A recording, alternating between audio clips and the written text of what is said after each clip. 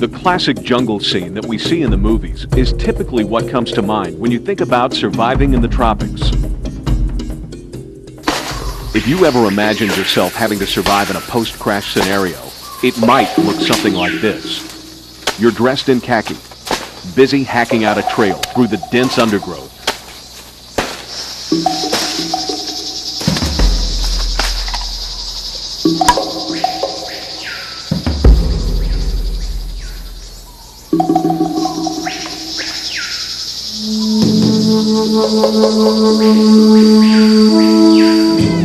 Drums beat, and hostile warriors try to pick you off with their spears and blowguns.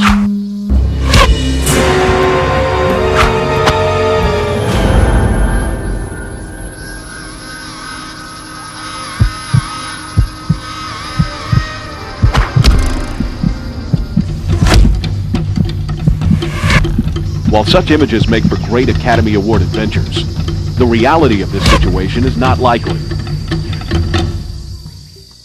Even though the jungle, or tropical rainforest, as it is more commonly known, is a part of the tropics, it is just that, only one part. Some portions of the tropics can resemble a desert-like environment, or the grassy plains of Nairobi. For a region to be considered tropical, it must average over 80 inches of rainfall a year, with an average monthly temperature exceeding 64.4 degrees. Because of the proximity of tropical regions to the equator, they have only one season and a constant length of day and night. From this description, survival in the tropics doesn't sound too complicated, now does it? However, the tropics can pose unique problems, and without preparation and understanding, it can be deadly. One of the biggest medical problems faced in tropic survival are insects and infections. If you suffered any injuries during the forced landing, immediate and constant attention must be given. Because of the warm, moist environment, the slightest scratch can easily become infected. Any open wound must be frequently cleansed and covered. Insects are to the tropics as sand is to the desert. Insects thrive in a tropical environment. Many insects carry diseases and parasites. Mosquitoes, especially the Anopheles variety, can carry malaria. Blood-sucking insects like ticks are also common in the tropics. Because of this, it's important to routinely examine clothing, skin, and hair. If you find a tick attached to your skin, cover it with some type of irritant. A drop or two of kerosene, alcohol, or iodine may make them let go. The tip of a burning cigarette or a burning stick placed directly on the tick may also work. If the tick becomes dislodged, wash the affected area thoroughly.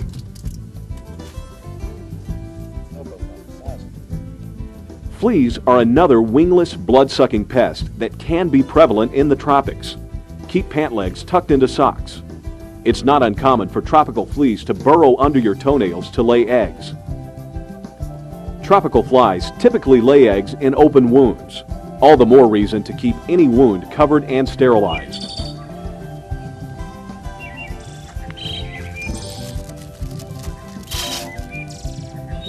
High humidity is associated with tropical regions, so it's not uncommon for your clothing to be damp or wet. Do what you can to stay as dry as possible, especially before bedding down for the night. Staying dry is important in preventing skin disease or fungus. Before nightfall, you will need to construct a shelter. Start before the early evening because night falls very quickly. It's easy to lose track of time and available light source, especially if you have a dense canopy of foliage over you. When constructing a shelter, here are a few considerations to keep in mind. Construct your shelter on high ground or a high spot such as a knoll. Make sure it is in an open area and well away from water. You want a ground area that's away from potential insects. Try not to sleep directly on the ground. Elevate yourself by piling up several layers of palm fronds or other broad leaves to serve as a cushion. The goal is to try and remove yourself from crawling insects. A sufficient bed can be made by constructing an elevated A-frame.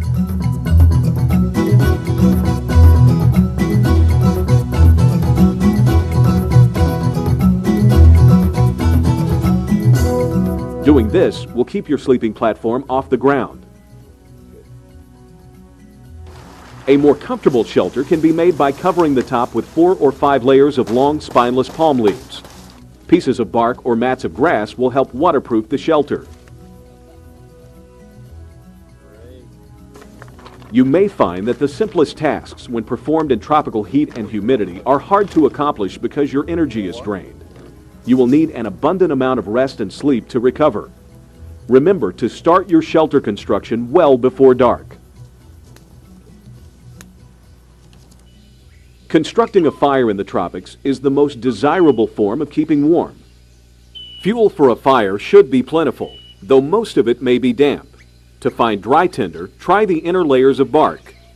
Fibers in the base of palm leaves also make good tinder. Once you have a good, hot fire going, you can add damp wood to keep it burning.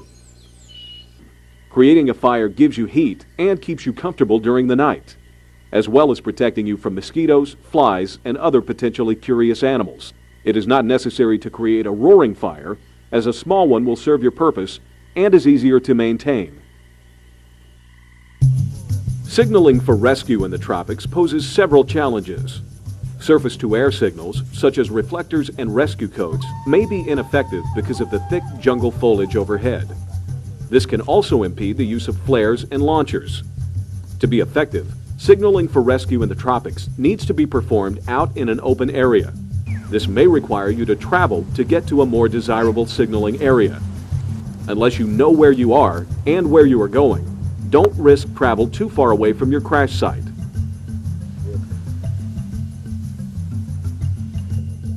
The reason for this is when your aircraft went down, it should have left some telltale signs for rescuers.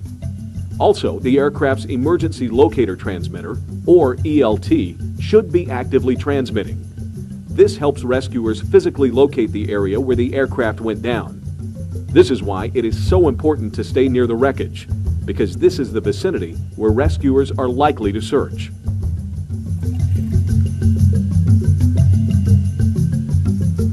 Finding water should be an easy task.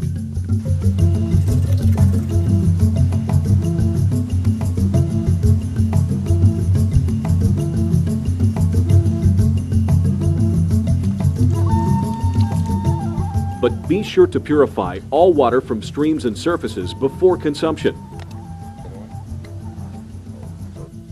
Water that is derived from precipitation is safe to drink. You can also drink water from plants without purifying. Many vines, if cut, will drip a steady stream of water. Cutting down a banana plant, leaving a 1-foot-tall trunk, can be an excellent source of drinking fluid. After cutting it, hollow out the trunk to form a deep bowl. In a few hours, the bowl will overflow with water. The banana plant bowl will produce water for about 4 days. Make sure to cover the fluid to protect it from insects. As a word of caution, if the surface of the water becomes covered with a blue-tinted film, skim as much of it off as possible, as drinking this can make you sick. Tropical areas are a virtual farmer's market filled with delicious edible fruits. The papaya fruit is usually abundant in tropical areas. Some may weigh up to 5 pounds. The tropical star apple is also a good source of available nutrition.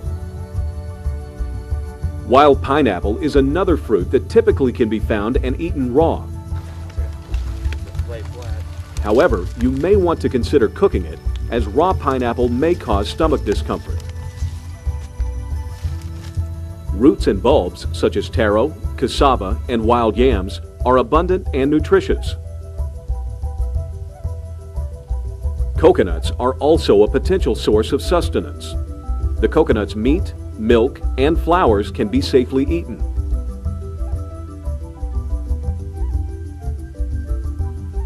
Fortunately, in the tropics, there is an abundance of safe fruits and vegetables to eat. It's knowing where to look and how to prepare them where added knowledge is beneficial. Sources of meat in tropical areas are found primarily with fish and land crabs. Make sure that crabs and fish are thoroughly cooked. If faced with a survival situation in a tropical environment, realize that Mother Nature does provide you with resources. You can live off what the environment provides by using knowledge, common sense, and above all, your innate desire to survive.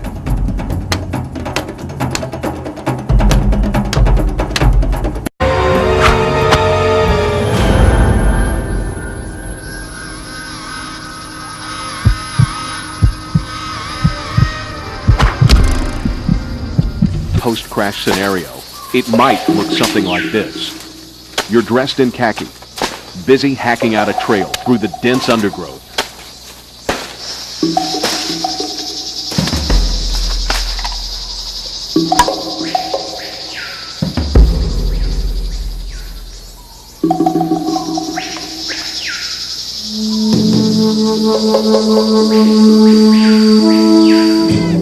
Drums beat, and hostile warriors try to pick you off with their spears and blowguns. The classic jungle scene that we see in the movies is typically what comes to mind when you think about surviving in the tropics. If you ever imagined yourself having to survive in a